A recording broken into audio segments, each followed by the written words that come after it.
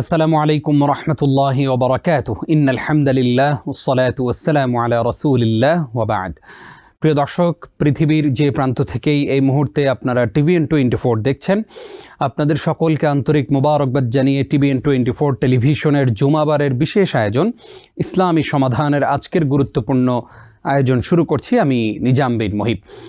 প্রিয় দর্শক শ্রোতা, নিশ্চয়ই জেনে থাকবেন আমাদের এই আয়োজনটি সাপ্তাহিক এবং আমরা জুমাবারের এই পবিত্র বরকতময় সময়ে আমরা চেষ্টা করি গুরুত্বপূর্ণ একটি বিষয় আলোচনা করবার জন্যে, যেই বিষয়টা আমাদের মানব জীবনের সাথে খুবই সম্পর্কিত থাকে এবং পাশাপাশি আমাদের ঈমান আকীদা এগুলো বিশুদ্ধ হওয়ার জন্য আমরা সুন্দর একটি বিষয় রাখি।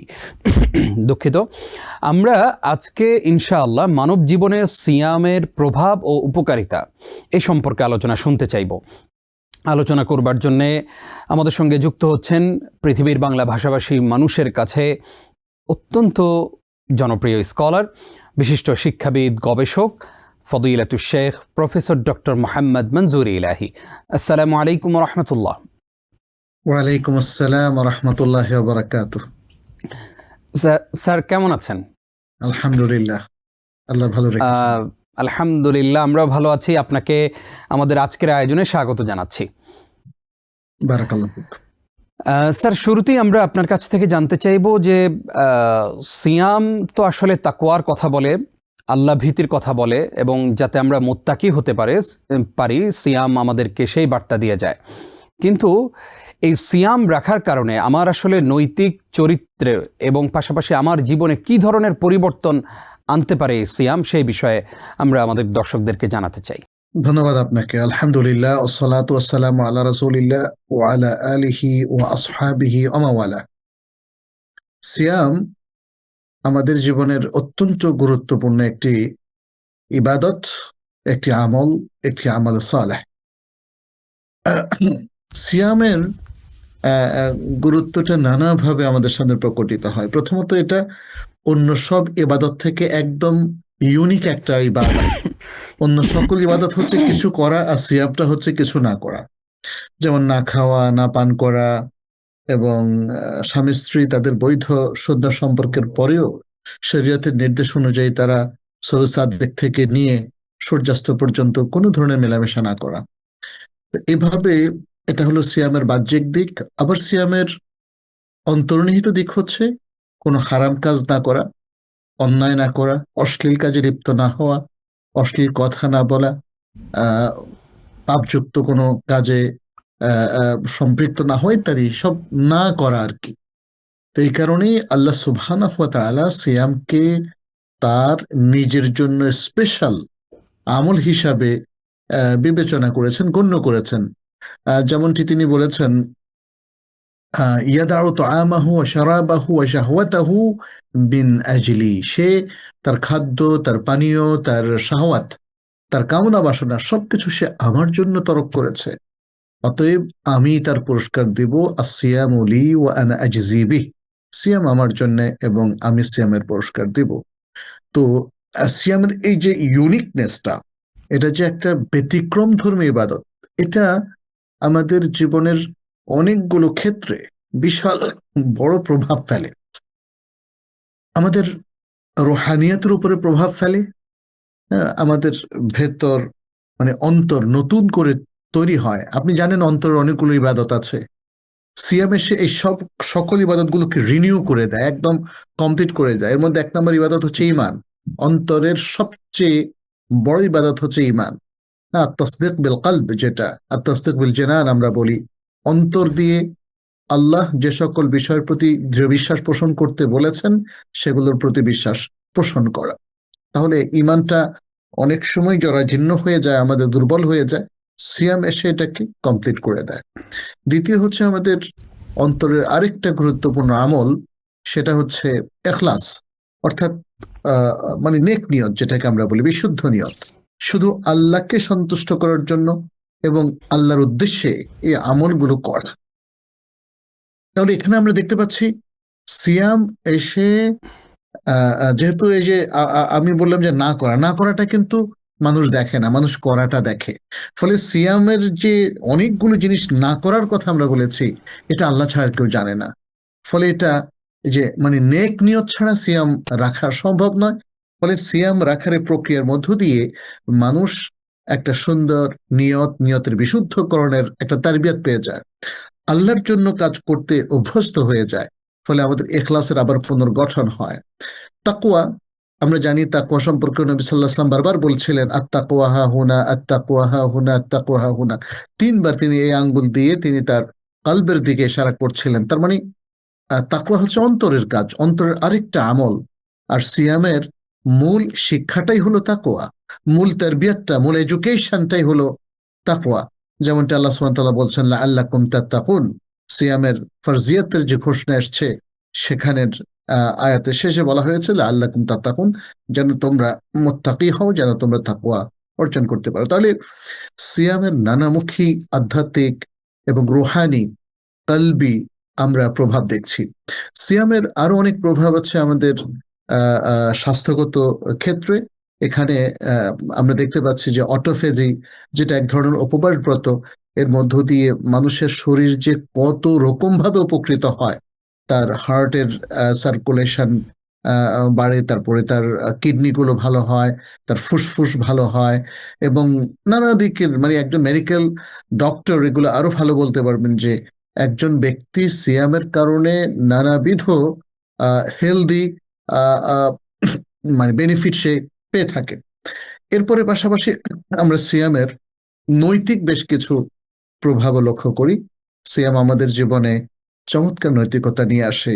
সত্য কথা বলা, আল্লামুখী হওয়া, মানুষের সাথে সুন্দর আচরণ করা, সিয়ামের দিনে ঝগড়াঝাটি না করা, ইত্যাদি নানাবিধ নৈতিক একটা বেনিফিট আমরা দেখতে পাচ্ছি একজন সয়মের জীবনে চলে আসে।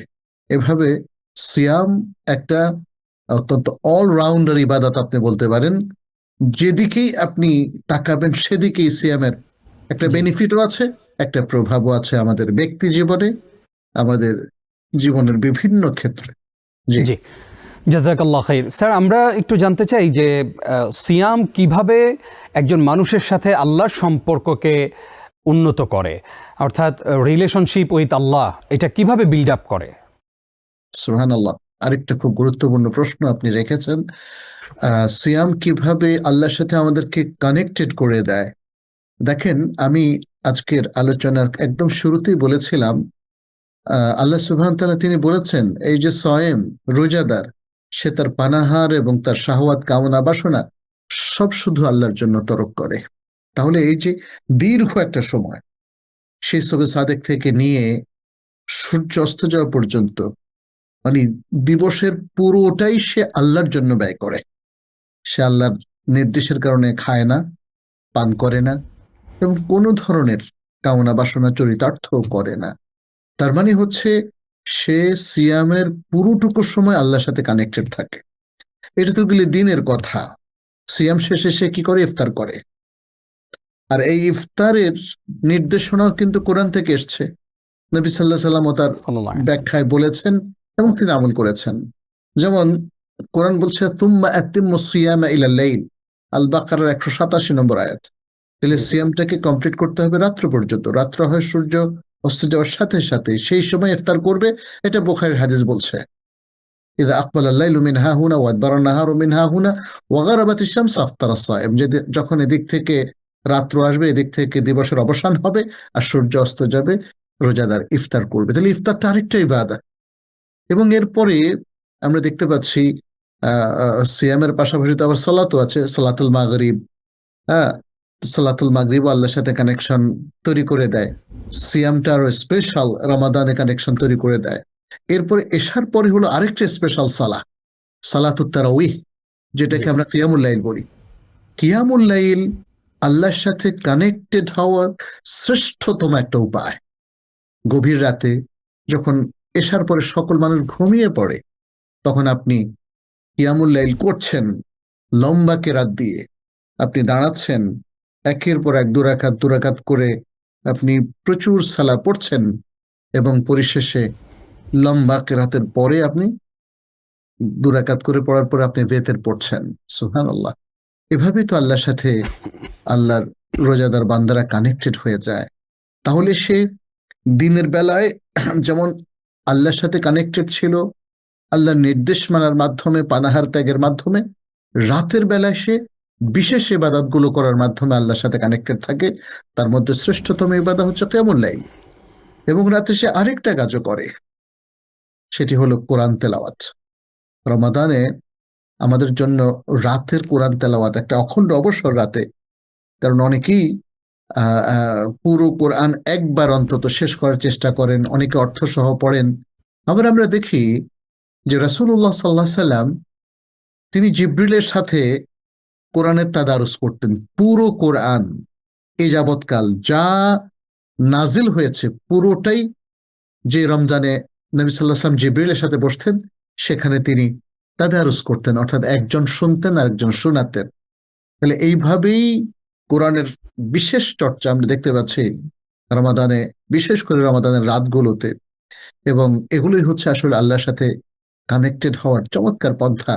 ইবাদতের মধ্য দিয়ে, তাফাক্কুরের মধ্য দিয়ে, অধ্যয়নের মধ্য দিয়ে, কোরআনটা তো অধ্যয়ন, এবং সালাতে দাঁড়ানোর মধ্য দিয়ে, তারপরে চিন্তা গবেষণার মধ্য দিয়ে আল্লাহর সাথে কানেক্টেড হওয়া, আল্লাহকে নানাভাবে এক্সপ্লোর করা। কখনো আমরা আল্লাহকে এক্সপ্লোর করছি ইলাহ হিসাবে, যখন আমরা ইবাদত করি, নানা রকম ইবাদত করি, সালাত, সাওম, তারপরে কিয়ামুল লাইল, কিরাআত, এগুলোর মাধ্যমে আল্লাহর ইবাদত করি, তিনি আমাদের ইলাহ। আবার কখনো আল্লাহকে এক্সপ্লোর করি আমরা রব হিসাবে, তিনি আমাদের রব, তিনি তো মহান কুদরতের মালিক, তিনি আসমান জমিনের মালিক, তিনি মৃত্যু দেন, তিনি জীবন দেন, তিনি বারাকা দেন, তিনি রহমত দেন, তিনি বৃষ্টি দেন, তিনি জীবন দেন, মরণ দেন, ইত্যাদি। মানে এই যে দেয়ার যে আল্লাহর যে কুদরত, সে কুদরতের প্রতি স্বীকৃতি দেওয়া এবং এগুলো নিয়ে তাফাক্কুর করা, চিন্তা ভাবনা করা, এই বিশাল মহাকাশ, বিশাল জগৎ আল্লাহ সৃষ্টি করেছেন, এগুলোও কিন্তু ইবাদত এবং এগুলোর রুবুবিয়তের স্বীকৃতি। এভাবে আমরা ইবাদত করার মধ্য দিয়ে, চিন্তা গবেষণার মধ্য দিয়ে, কোরআন তেলাওয়াতের মধ্য দিয়ে এবং দ্বীনি কিতাব অধ্যয়নের মধ্য দিয়ে আল্লাহর সাথে সার্বক্ষণিক কানেক্টেড থাকতে পারি।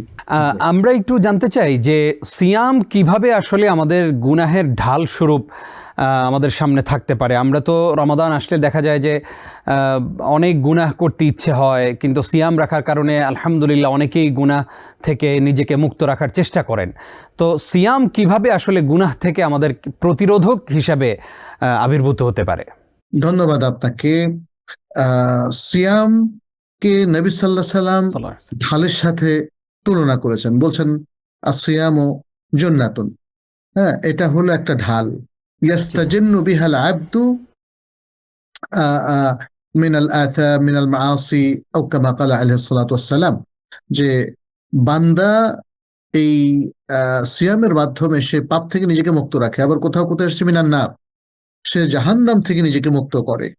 তার মানে হচ্ছে সে পাপ থেকে মুক্ত করলে জাহান্নাম থেকে মুক্ত থাকবে।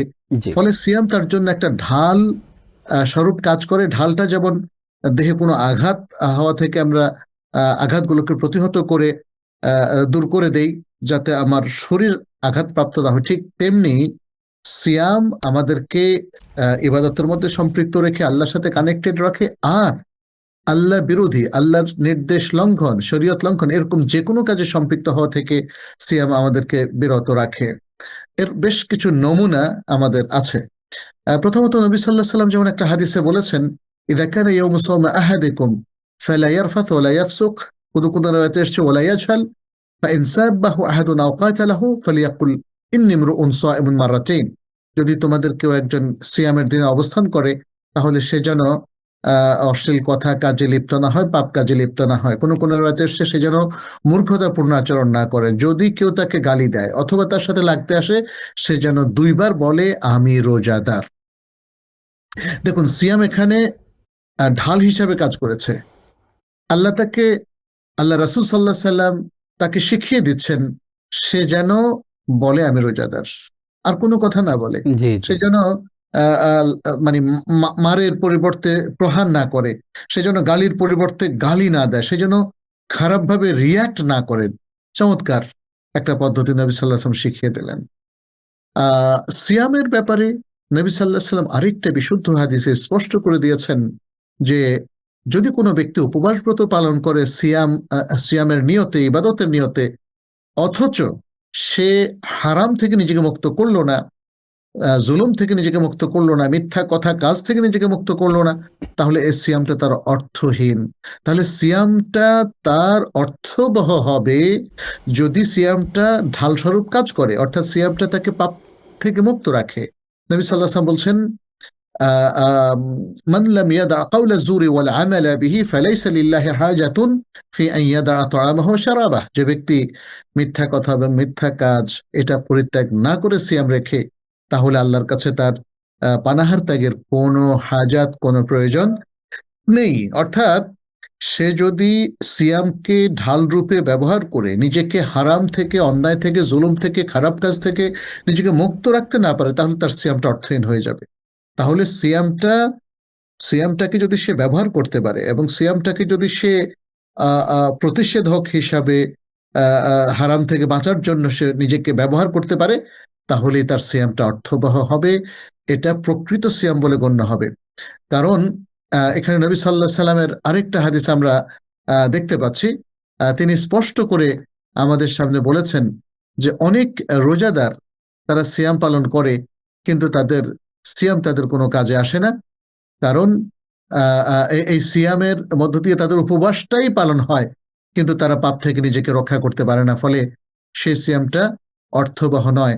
এটা যেমন মুসনাদ ইমাম আহমদের মধ্যে একটা হাদিস, নবী সাল্লাল্লাহু আলাইহি ওয়াসাল্লাম বলেছেন, রুব্বা সাইমিন হাদ্দুহু মিন সিয়ামিহি আল জু ওয়াল আতাশ, যে অনেক রোজাদার সিয়াম থেকে তাদের অর্জন হলো কি ক্ষুধা এবং তৃষ্ণা। অরুব্বা কাইমুন হাদ্দুহু মিন কিয়ামিহি আস-সাহার, এবং রাত্রে কিয়ামুল লাইল করে এরকম অনেক ব্যক্তি তাদের অর্জন হলো তাদের কিয়ামুল লাইল থেকে রাত্রি জাগরণ, অর্থাৎ তারা সত্যিকার অর্থে আল্লাহর জন্য এগুলো করে না এবং তারা এগুলোকে অর্থবহ করতে পারে না, এগুলো অর্থহীন হয়ে যায় তার নানা ভুল ত্রুটির কারণে। ফলে তার এই যে বিশাল সিয়াম সাধনা এবং কিয়াম সাধনা, তাই না, এগুলো তার জি কোনো অর্থ আর বহন করে না। এই জন্য আমরা বলবো সিয়াম যদি সত্যিকার অর্থে আমরা পালন করি, তাহলে হারাম থেকে বেঁচে থাকবো, নৈতিকতার পরিচয় দেব এবং মানুষকে আঘাত করব না, বরং মানুষের আঘাতের উত্তরে প্রত্যাঘাত না করে আমরা সুন্দরভাবে এটাকে ফেস করব, তাকে শান্ত করব এবং নিজে খুব পজিটিভ জবাব দেব। এভাবেই সিয়াম একজন ব্যক্তিকে চমৎকার একটা আখলাক শেখায়, নৈতিকতা শেখায়, ভালো মানুষ হতে শেখায় এবং তাকে যাবতীয় পাপাচার এবং খারাপ থেকে রক্ষা করে। অনেক অনেক শুক্রিয়া শায়েখ আপনাকে। আমরা গুরুত্বপূর্ণ অনেকগুলো মেসেজ আপনার মাধ্যমে আমাদের দর্শকদেরকে উপহার দিতে পেরেছি। আসবো আপনার কাছে আবারও ইনশাআল্লাহ ছোট্ট একটি বিরতির পর। প্রিয় দর্শক, আপনারা দেখছেন আপনাদের প্রিয় আয়োজন TVN 24 টেলিভিশনের জুমাবারের বিশেষ আয়োজন ইসলামী সমাধান। অনুষ্ঠানের এ পর্যায়ে নিচ্ছি ছোট্ট একটি বিরতি, সঙ্গেই থাকুন। আরও একবার স্বাগত প্রিয় দর্শক, আপনারা দেখছেন TVN 24 টেলিভিশনের জুমাবারের বিশেষ আয়োজন ইসলামী সমাধান। এই মুহূর্তে আমাদের সঙ্গে একজন দর্শক আছেন, আমরা তাকে যুক্ত করছি। আসসালামু আলাইকুম। ওয়ালাইকুম আসসালাম। আপনারা ভালো আছেন তো? জি জি আলহামদুলিল্লাহ, আশা করি আপনিও ভালো আছেন। জাকাত সম্পর্কে আমার দুইটা প্রশ্ন। সেটা হচ্ছে ছেলেমেয়ের জন্য টাকা যদি ব্যাংকে মান্থলি জমায় আর কি, সেই টাকার হলো জাকাত আদায় করতে হবে কিনা, নাম্বার 1। আর নাম্বার 2, আমি বিভিন্ন চ্যানেলে বললে ভুল হবে, আমি ডক্টর মোহাম্মদ সাইফুল্লাহ ওনার ওখানে সবসময় কথা বলি বা শুনি। তো উনি বলছে যে ব্যবহৃত গোল্ডের কোনো জাকাত আসে না। তো একজন মহিলার যদি 20-22 ভরি গোল্ড থাকে ব্যবহার করার, হয়তো বা অ্যাট এ টাইমে না অল্টারনেটিভ ভাবে ব্যবহার করলো, সেক্ষেত্রে সেই গোল্ডের জাকাত আদায় করতে হবে কিনা। জি জি, আপনার প্রথম প্রশ্নটা একটু কাইন্ডলি আরেকবার করবেন। ছেলেমেয়ের জন্য যদি কোনো বাবা মা টাকা ব্যাংকে রাখে আর কি, প্রতি মান্থলি কিছু কিছু করে রেখে দেয়, সেই টাকার হ্যাঁ। জি জি, ধন্যবাদ ধন্যবাদ। আর আরেকটা প্রশ্ন করতে পারি? জি জি প্লিজ। আচ্ছা, আমাদের আমি এখানে জব করি, জয় বা হোক, এখানে আমাদের বোনরা সবাই আর কি, অনেকে দেখা যায় যে বাড়ি থেকে রেডি হয়ে আসে। যদিও এই প্রশ্নগুলা আমার গুণাগার হব কিনা আমি জানি না। যেমন লিপস্টিক, কাজল টাজল সব পরে আসি আমরা, আসার পর দেখা যাচ্ছে যে কেউ হয়তো উঠাচ্ছে, কেউ হয়তো উঠাচ্ছে না, ওর মধ্যেই পানি দিয়ে মুখটা ধুয়ে ফেলতেছে, লিপস্টিক অ্যাজ ইউজুয়াল যা যেমন আছে ওই রকম থাকতেছে। এমতো অবস্থায় তার অজু কি হবে কি, জি, জি। মানে এই মতো অবস্থায় নামাজ কালাম হবে কিনা বা জি, অজুটা জি। ঠিক হবে কিনা, বুঝতে এটা পেরেছি। জানতে জি, চাচ্ছিলাম একটু। ধন্যবাদ ঠিক আছে, আপনাকে। ওকে, থ্যাংক হ্যাঁ, মোস্ট ওয়েলকাম। আমাদের সঙ্গেই থাকুন। শেখ আমাদের বোন ৩টি প্রশ্ন করেছেন। প্রথম প্রশ্ন হচ্ছে যে ছেলেমেয়ের জন্য প্রতি মাসে বাবা মায়েরা কিছু টাকা জমালে সেটা বাৎসরিকভাবে সেটার জাকাত দিতে হবে কিনা? জি, জাকাত দিতে হবে। তিনি যে টাকাটা জমাচ্ছেন কাউকে দেওয়ার জন্য হোক, যে যতক্ষণ পর্যন্ত তার মালিকানাভুক্ত থাকে তিনি কাউকে না দিয়ে দিবেন, ততক্ষণ পর্যন্ত তার মালিকানাভুক্ত টাকা হিসাবে থাকবে এবং তার অন্যান্য টাকা বা সম্পদ জাকাতযোগ্য সম্পদের সাথে মিলে 2.5% জাকাত দিতে হবে। জি। ব্যবহৃত স্বর্ণের জাকাত দিতে হবে কিনা, যদি কারো ২০-২২ ভরি স্বর্ণ থাকে যেটা উনি ব্যবহার করেন, এই স্বর্ণের জাকাত দিতে হবে কিনা? যে বোন আমাদেরকে বলেছেন যে তিনি অলরেডি একটা প্রশ্নের জবাব পেয়েছেন, সেখানে বলা হয়েছে দিতে হবে না। তো আসলে আমার কাছে মনে হয় আমাদের এই ভাই কিংবা বোন যারা তাদের ফ্যামিলির মেয়েদের স্বর্ণ নিয়ে জানতে চান, তাদের একটু ডিপলি পড়াশোনা করা দরকার। এখানে মেইনলি দুটো মত আছে, তবে 4টা মত পাওয়া যায়। যেমন কেউ বলেছেন জাকাত দিতে হবে না, যেমনটি তিনি একটা টিভিতে দেখেছেন। আর কেউ বলেছেন জাকাত দিতে হবে, যেমনটি ওলামা কেরামের বিশাল এক দল বলেছেন। সৌদি আরবের উচ্চ ওলামা পরিষদ সহ শেখ বিন বাজও বলেছেন দিতে হবে, আমরাও বলছি দিতে হবে। তাহলে এটা দ্বিতীয় মত। তৃতীয় মতটা হচ্ছে সতর্কতামূলক দিয়ে দেওয়া ভালো। বুঝতে পেরেছেন? মানে জি, জি, জি। তারা হয়তো বলছেন যে যেহেতু ওলামায়ে কেরামের মধ্যে একদল দিতে বলেছেন, তাহলে সতর্কতামূলক প্রতি বছর দিয়ে দেওয়াটা ভালো। চতুর্থ মতটা হলো জীবনে একবার দিলেই চলবে। এভাবে বিভিন্ন মত আছে। তো মোটামুটি মূল মত হচ্ছে দুটো। একটা হলে দিতে হবে না ব্যবহৃত স্বর্ণ অলংকারের, যেটা মেয়েরা ব্যবহার করে। পুরুষদের জন্য হলে কিন্তু সেটা সর্বসম্মতিক্রমে দিতে হবে, যেহেতু পুরুষদের জন্য স্বর্ণ অলংকার ব্যবহার করা হারাম। তাদের কাস্টডিতেও যদি থাকে তাহলে সেটা দিতে হবে, যদি অন্য সম্পত্তির সাথে মিলে সেটা নেশাব পরিমাণ পৌঁছে। কিন্তু নারীদের ক্ষেত্রে যদি তারা ব্যবহার করে তাহলে এক দলের মতে দিতে হবে না, আরেক দলের মতে দিতে হবে। আমরা আমাদের বাংলাদেশের অথবা মধ্যপ্রাচ্যের অনেক বড় বড় আলেমদের আমরা দেখেছি, তারা এটা দেওয়ার পক্ষেই স্ট্রংলি মত ব্যক্ত করেছেন, আমরাও সেটা করছি। জি জি। অনেক বোনেরা সালাত আদায় করেন, কিন্তু তারা যখন অজু করেন তাদের লিপস্টিক থেকে যায়, অনেক সময় দেখা যায় যে মেকআপটা নেন সেটাও থেকে যায়। তো সেক্ষেত্রে আসলে অজু হবে কিনা? মেকআপ কিংবা লিপস্টিক এগুলো অনেক সময় তেলাক্ত থাকে। আর তেল যখন ইউজ করা হয় তখন যেমন আমরা অনেক সময় গোসলের পরে কিছু তেল ইউজ করি চামড়ায়, চামড়া সেটা অ্যাবজর্ব করে নেয় এবং তারপরে যখন ধোয়া হয় তখন সে পানিটা শরীরে এবং চামড়ায় লাগে। যদিও শরীর তখনও তৈলাক্ত থেকে যায়, ঠিক তেমনি যদি লিপস্টিক তৈলাক্ত থাকে কিন্তু ঠোঁটে পানি মানে তার ব্যবহার করতে কোনো যদি বাধাগ্রস্ত না হয় অথবা ঠোঁট তার ভিজে, তাহলে তাতে লিপস্টিকের কারণে তার অজু নষ্ট হবে না। ঠিক তেমনি ফাউন্ডেশন কিংবা মুখে যে সমস্ত মেকআপ ইউজ করা হয় সেগুলোর ক্ষেত্রে একই বিধান। সাধারণত খুব স্লাইট মেকআপই বোনেরা ইউজ করে থাকেন। ফলে এই মেকআপ ইউজের কারণে কোনো আস্তরণ তৈরি হয় না, যে আস্তরণ তার স্কিনে পানি পৌঁছতে বাধা দেবে, যেটা আমরা দেখি নেল পালিশের ক্ষেত্রে। সেখানে সরাসরি একটা ওয়াটার রেসিস্ট্যান্ট একটা আস্তরণ থাকে, যে কারণে আমাদের ওলামায়ে কেরাম নেল পালিশের মতো এমন কোনো আস্তরণ পরে এই ধরনের প্রসাধনী ব্যবহার করতে নিষেধ করেছেন। আর যদি সেরকম কোনো প্রসাধনী থেকে থাকে এবং তাকে অজু করতে হয়, ফরজ অজু অথবা গোসল, তাহলে সেক্ষেত্রে তাকে সেটাকে রিমুভ করতে হবে কোনো লিকুইড দিয়ে অথবা অন্য কিছু দিয়ে। কিন্তু যখন সেটা তেলাক্ত থাকবে, যেমন লিপস্টিকের ক্ষেত্রে কিংবা হালকা মেকআপের ক্ষেত্রে আমরা যেটা দেখি যে পাউডার, হ্যাঁ, জি। এগুলো এগুলো আসলে আলাদা করে রিমুভ করাটা জরুরি নয়, বরং যখন পানি দিয়ে কেউ মুখ ধোবে, ঠোঁট ধোবে, তখন তার এগুলো অনেকটাই রিমুভ হয়ে যায়। ফলে এগুলোকে আলাদা করে টিস্যু দিয়ে কিংবা একদম পুরো রিমুভ করে তারপর অজু করতে হবে এমন শর্ত নয়, বরং অজু দিয়ে এগুলো যতটুকু রিমুভ হয় সেটা যথেষ্ট বলেই ওলামায়ে কেরাম মনে করেন। জি জি, আশা করি আমাদের বোন তার প্রশ্নের জবাব পেয়েছেন। স্যার, আমরা একটু জানতে চাই, যেহেতু মাহে রমাদান চলে এসেছে এবং একদম হয়তো আমরা আগামী জুমাবারে সিয়ামরত অবস্থায় থাকব, তো আপনার কাছে জানতে চাওয়া হলো যে রমাদানের একদম শুরু লগ্নটা যখন চাঁদ উঠবে, ওই সময় আসলে আমাদের কি কি কাজ?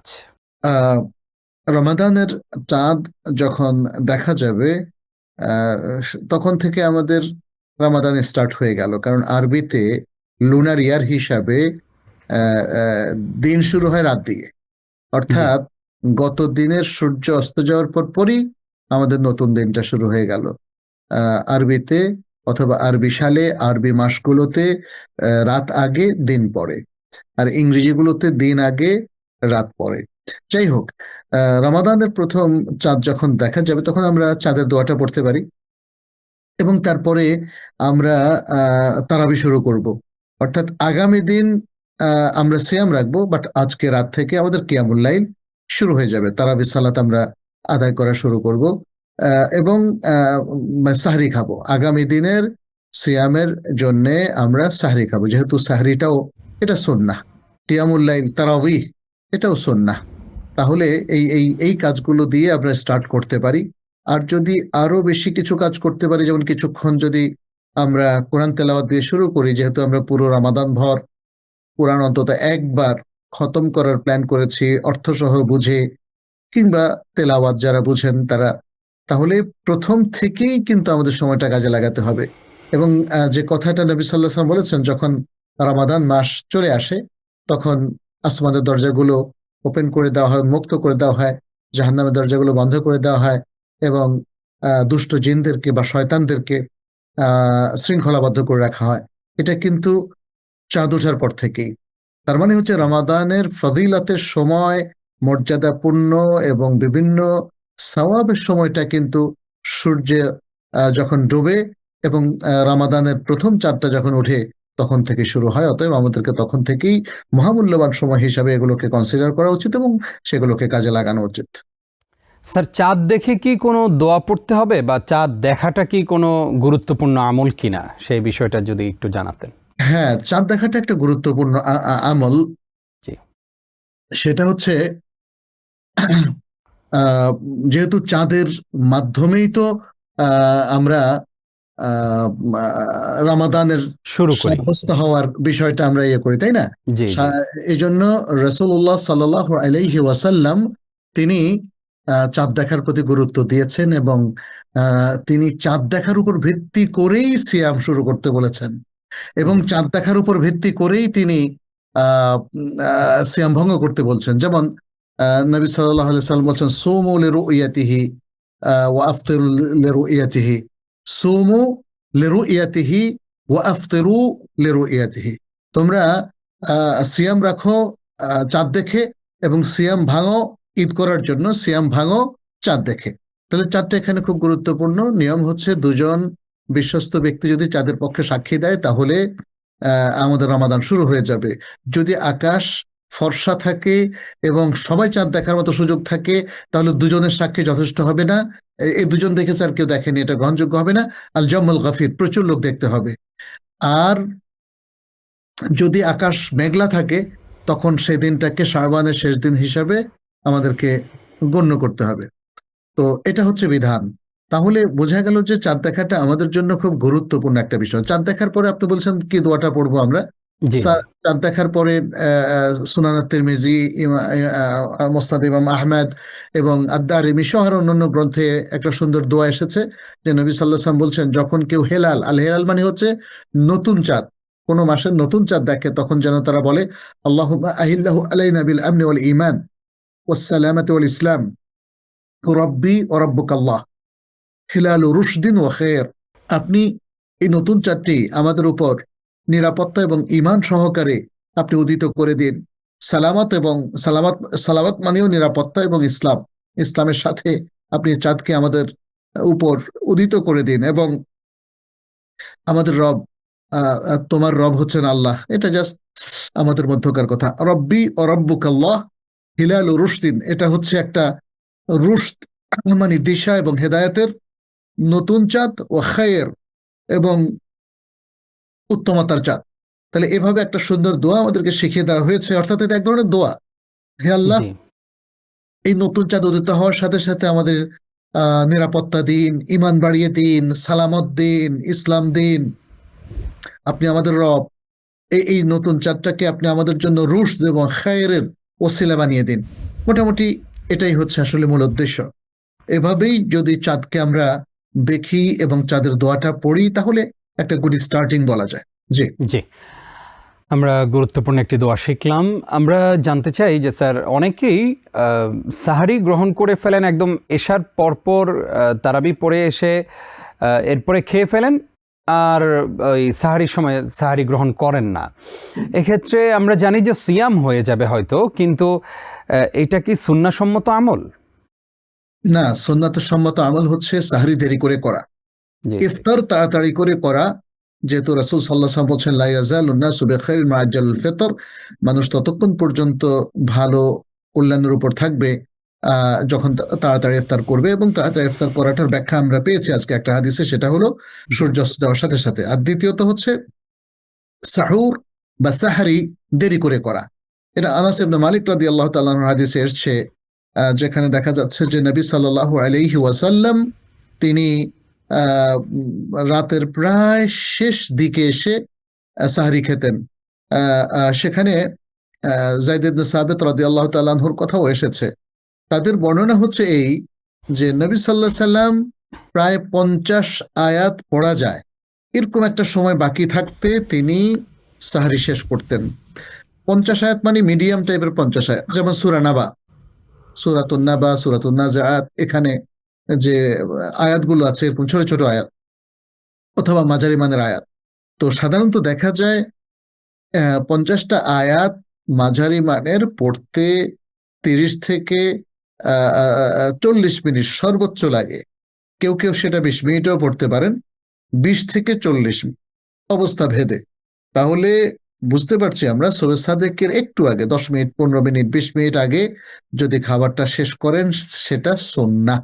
তবে কোরআনের বক্তব্য হচ্ছে আপনি সবে সাদেকের পূর্ব মুহূর্ত পর্যন্ত খেতে পারেন, যেটি আল্লাহ সুবহানাহু ওয়া তাআলা সূরা আল বাকারার 187 নম্বর আয়াতে বলেছেন, ওয়াকুলু ওয়াশরাবু হাত্তা ইয়াতাবায়্যানা লাকুমুল খায়তুল আবয়াদু মিনাল খায়তিল আসওয়াদি মিনাল ফাজর।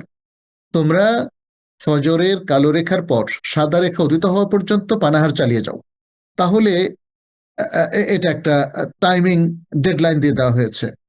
এখন কেউ যদি ফজরের ওয়াক্ত হওয়ার সাথে সাথে আজান শুনে, তার উচিত হবে খাবার স্টপ করে দেওয়া। এখানে আরেকটা হাদিসও বলি, যেটি নবী সাল্লাল্লাহু আলাইহি সাল্লাম আমাদেরকে জানিয়ে দিয়েছেন যে তোমরা বেলালের আজানের পরে খাও, কারণ সে রাত থাকতে আজান দেয়। তবে আব্দুল্লাহ ইবনে উম্মে মাকতুমের আজানের পরে খেও না, কারণ সে ফজরের আজানটা দেয়। তাহলে এখানে স্পষ্ট হয়ে গেল যে আজানটা যদি ফজরের হয় তাহলে খাবার স্টপ করে দিতে হবে, আর আজানটা যদি রাতের আজান হয় তাহলে তার আগে পরে খেতে কোনো অসুবিধা নাই। মোদ্দা কথা হচ্ছে আমরা রাসূল সাল্লাল্লাহু আলাইহি ওয়াসাল্লামের সুন্নাহটাকে এক্সপ্লোর করছিলাম, যে তার সুন্নাহটা কোথায়। মানুষ যদি রাত 12টায় খায়, খেয়ে আর না খায় ফজর পড়ে, তাহলে তার সিয়াম ওকে। মানুষ যদি রাত 3টায় খায়, 4টায় খায়, তাহলে অসুবিধা নাই। কিন্তু আমরা সুন্নাহকে এক্সপ্লোর করছিলাম যে কোনটা অধিক উত্তম এবং কোন অভ্যাসটা রাসূল সাল্লাল্লাহু আলাইহি ওয়াসাল্লাম ফলো করতেন। সেটা হচ্ছে সবে সাদেকের প্রায় 20 থেকে 40 মিনিট আগে তিনি খাবারটা স্টপ করতেন, অর্থাৎ 50 আয়াত পরিমাণ সময় আগে তিনি সাহারি শেষ করতেন। জি স্যার, এবার আমরা জানতে চাই, আমরা তো সিয়ামের প্রভাব নিয়ে আলোচনা করেছি এবং অনেকগুলো পয়েন্টে আমরা আলোচনা শুনেছি। এবার জানতে চাই যে সিয়ামের আসলে উপকারিতা কি কি? আমরা যে সিয়াম পালন করব, আমাদের শারীরিক উপকারিতা কি, মানসিক উপকারিতা কি, এবং পাশাপাশি in the day of judgement, কিয়ামতের সেই ভয়াবহ দিনে এই সিয়াম আমাদের জন্য কি উপকারে আসবে? আমি শারঈ বেনিফিটগুলো নিয়ে আগে একটু বলি। জি সিয়াম যিনি রাখবেন তিনি আল্লাহর কাছ থেকে স্পেশাল পুরস্কার পাবেন। যেহেতু নবী সাল্লাল্লাহু আলাইহি সাল্লাম বলেছেন, একটা হাদিসে কুদসির মধ্যে আল্লাহর বাণী তিনি এখানে উদ্ধৃতি দিয়েছেন, বলেছেন, আল্লাহ বলছেন, আসিয়ামু লি ওয়া আনা আজজি বিহি, সিয়াম আমার জন্য রাখা হয়েছে, অতএব আমি এর পুরস্কার দেব। আচ্ছা, এটা গেল একটা।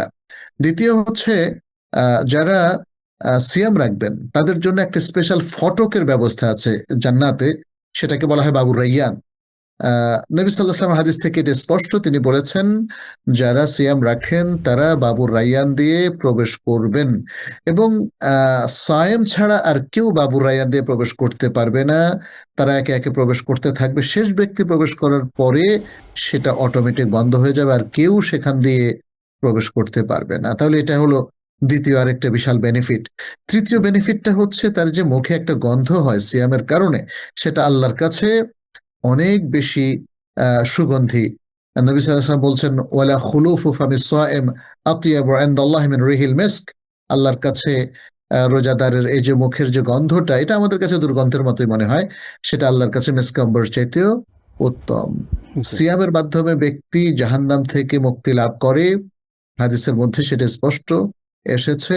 সিয়ামের মাধ্যমে সে অনেক খায়রাত অর্জন করে, সে তাকওয়া অর্জন করে, সে ঈমান অর্জন করে, সে ইখলাস অর্জন করে, সে আখলাক অর্জন করে। এগুলো হচ্ছে তার শরঈ দিক থেকে বেনিফিট, তার মানে আল্লাহর পক্ষ থেকে তার জন্য রিওয়ার্ড, দুনিয়া আখেরাতের রিওয়ার্ড সবটাই, বিশেষ করে আখেরাতমুখী। আপনি এরপরে বলেছেন যে আমরা দুনিয়াবি আর কোনো বেনিফিট পাই কিনা। হ্যাঁ, সিয়ামের মাধ্যমে এটা আমরা কিছুটা ইশারাও করেছি আমাদের আজকের আলোচনার কোন এক পর্যায়ে, যে সিয়ামের মাধ্যমে আমরা মানে স্বাস্থ্যগত অনেকগুলো বেনিফিট পাই। আমাদের রক্ত সঞ্চালনটা অনেক বেশি সুন্দর হয়, যাদের প্রেশার আছে, ব্লাড প্রেশার, সেটা অনেকটাই নর্মাল হয়ে যায়। যাদের ডায়াবেটিস আছে, দীর্ঘক্ষণ উপবাস ব্রতের কারণে দেখা যাচ্ছে যে যদি ডায়াবেটিস খুব কঠিন জায়গায় পৌঁছে না যায়, তাহলে দেখা যাচ্ছে ডায়াবেটিসটা কন্ট্রোল হয়ে যায়।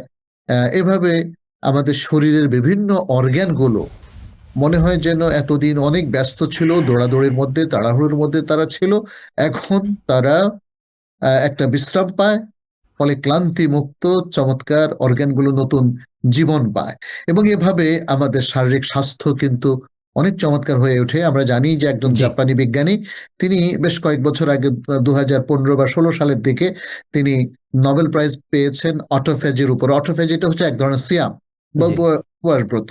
তো সেই জায়গায় তিনি কিন্তু উল্লেখ করেছেন যে কি পরিমাণ বেনিফিট সিয়ামের মধ্যে আছে, যেহেতু সিয়াম একটা উপবাস ব্রত। আর এখানে আমরা দেখতে পাচ্ছি যে আমাদের সিয়ামটা শুধু উপবাস ব্রত নয়, আমাদের সিয়ামটা হচ্ছে আমাদের জন্য ঢাল, যেটা আমরা আজকে আলোচনা করেছি। আমাদের সিয়ামটা একটা অন্তর্নিহিত বিশেষ অর্থ বহন করে। আমাদের সিয়ামটা আমাদের আখলাককে পুনর্গঠন করে, আমাদের ঈমানকে তৈরি করে দেয়। ফলে সিয়ামের যে মাল্টিপল বেনিফিটটা আছে, এটা আক্ষরিক অর্থেই পৃথিবীর শ্রেষ্ঠ মানুষ তৈরি করে দেয়, মানুষকে সম্পদ বানিয়ে দেয়, মানুষকে নৈতিকতা বোধ সম্পন্ন ভালো মানুষে রূপান্তরিত করে। এগুলো সবই সিয়ামের বেনিফিট। জাযাকাল্লাহ খাইর স্যার, অনেকগুলো বিষয় আজকে আমরা জানতে পেরেছি। রমাদানের আগের এই শেষ জুমাবারে আমরা আশা করি আমাদের দর্শকদের হৃদয়টাকে আমরা ফুলফিল করতে পেরেছি রমজানের অনেকগুলো মেসেজ দিয়ে। আপনি কষ্ট করে আজকে আমাদেরকে সময় দেওয়ার জন্য আপনাকে অসংখ্য ধন্যবাদ জানাচ্ছি। বারাকাল্লাহু ফিকুম ওয়া শাকারাল্লাহু লাকুম। আমিন ওয়া ইয়াকুম উস্তাজ। প্রিয় দর্শক, এতক্ষণ যারা আমাদের সঙ্গে ছিলেন আপনাদেরকেও ধন্যবাদ জানিয়ে শেষ করছি আজকের আয়োজন। আপনাদের সবাইকে অগ্রিম মাহে রমাদানের শুভেচ্ছা জানাচ্ছি। আল্লাহ তাআলা আমাদের রমজানকে সুন্দরভাবে কাটানোর তৌফিক দান করুক, আমিন। ঈমান এবং ইহতিসাবের সঙ্গে আমরা যেন সিয়ামগুলো রাখতে পারি, আল্লাহ তাআলা আমাদেরকে সেই সুযোগ এবং তৌফিক দান করুক, আমিন। আজ এই পর্যন্তই। আল্লাহ রাব্বুল আলামিন আমাদের সকলকে ভালো কাজে প্রতিযোগিতা করার তৌফিক দান করুক, আমিন। আসসালামু আলাইকুম ওয়া রাহমাতুল্লাহি ওয়া বারাকাতুহু।